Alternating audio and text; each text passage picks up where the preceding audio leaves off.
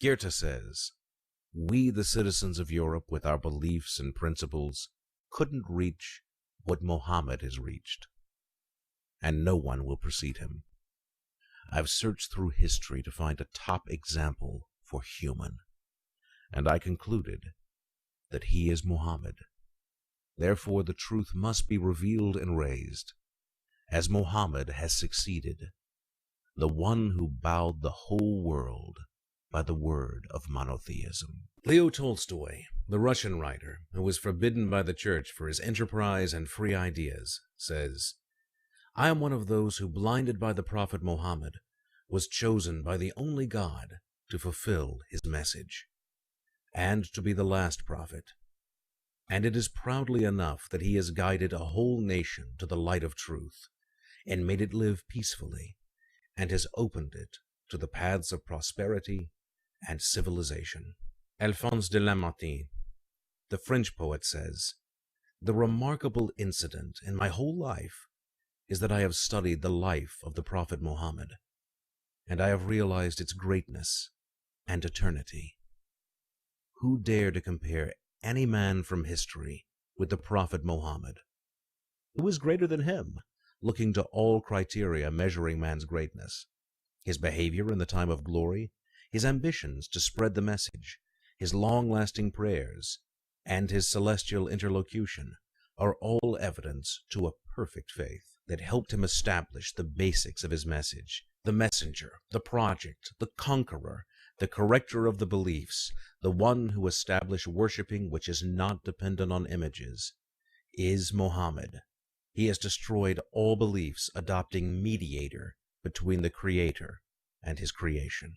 The Swiss theology scholar, Dr. Hans Kuhn, who believes that Jesus is just a man and a prophet who was chosen by God, says, "Mohammed is a real prophet, with all the meanings. We cannot deny that Mohammed is the guide leader to the path of survival. What is remarkable about Mohammed is that his life details and biography and virtues are all recorded in history. There are no mysteries in any part of his life. This was confessed by one of the most famous Western historians, the British Arnold Toynbee, who says, "Those who want to study the scented prophetic biography find much information they cannot find in such detail about the lives of other prophets."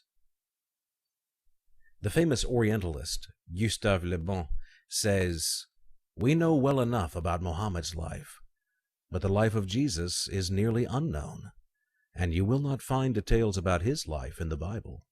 The Orientalist Donald R. Hill says, "Mohammed has produced a nation to the world and enabled God's worshiping on the earth, and established the basis of justice and social equality, and applied systems, arrangements, obedience, and glory in a society that knows nothing but muss and disorder." George Bernard Shaw, the philosopher, says, "I've studied Mohammed as an amazing man, and I've found him away from antagonizing Jesus. He must be called the savior of humanity." Nowadays, Europe starts to understand the faith of monotheism, and maybe more than that, it confesses the ability of that faith to solve its problems by a way leading to peace and happiness. So, through that essence, you should understand my prediction. If we judge the greatness by measuring the influence of that great on the people, so we should say that Mohammed is the greatest great in history. He stopped racism and myths, and established over Christianity and Judaism and his country's religion a very clear and a strong religion that succeeded in being, until these days, a power with great danger. History has no man, except Mohammed, who is a message carrier, a nation establisher, a founder of a country. All these three things done by Mohammed was a unified unity, and religion was the power that maintained its unity over history. François-Marie Arouet, Voltaire, the French philosopher, says, "The Prophet Muhammad played the greatest role a man can do on earth.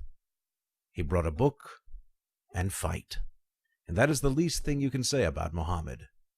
Islam never changed, but you and your priests have changed your religion 20 times. Michael H. Hart, in his recently published book, The 100, a ranking of the most influential persons in history, says, Muhammad was the only man in history who was supremely successful on both the religious and secular levels. Finally, we mention what the Russian poet Pushkin said. The chest was cut, removed from it the beating heart. The angels washed it, replaced it again. Arise, you prophet, move around the world. Enlighten the hearts of the people.